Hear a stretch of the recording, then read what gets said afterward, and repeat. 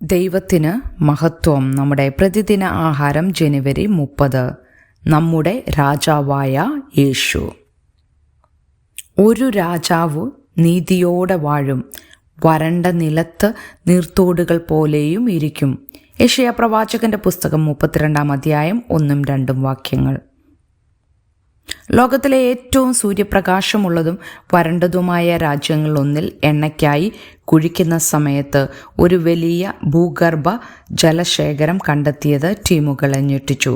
അതിനാൽ 1983 മനുഷ്യനിർമ്മിത മഹാനദി പദ്ധതി ആരംഭിക്കുകയും ഉയർന്ന നിലവാരമുള്ള ശുദ്ധജലം വളരെ ആവശ്യമുള്ള നഗരങ്ങളിലേക്ക് കൊണ്ടുപോകുന്നതിനുള്ള ഒരു പൈപ്പ് സംവിധാനം സ്ഥാപിക്കുകയും ചെയ്തു.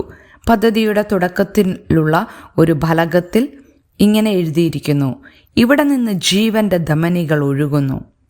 ഭാവിയിലെ നീതിമാനായ രാജാവിനെ വിവരിക്കാൻ യെശയ്യാ പ്രവാചകൻ മരുഭൂമിയിലെ വെള്ളത്തിൻ്റെ പ്രതീകം ഉപയോഗിച്ചു.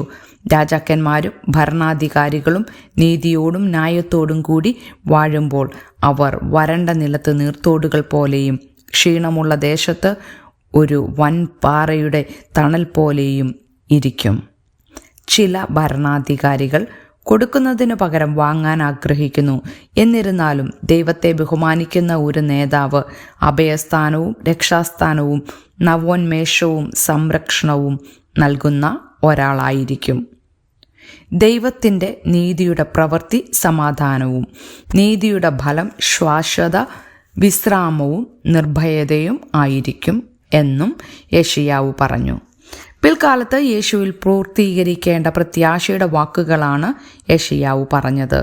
യേശു സ്വർഗത്തിൽ നിന്നിറങ്ങി വരും. അങ്ങനെ നാം എന്നേക്കും കർത്താവിനോട് കൂടെ ഇരിക്കും. മനുഷ്യകരങ്ങളാൽ നിർമ്മിക്കപ്പെട്ട മഹാനദി എന്നെങ്കിലും വറ്റിപ്പോകും. എന്നാൽ നമ്മുടെ നീതിമാനായ രാജാവ് ഒരിക്കലും വറ്റിപ്പോകാത്ത നവോന്മേഷവും ജീവജലവും നൽകുന്നു. ചിന്തിക്കുക, ജീവജലം ലഭിക്കുവാൻ യേശുവിനെ ആർക്കൊക്കെയാണ് ആവശ്യമുള്ളത്?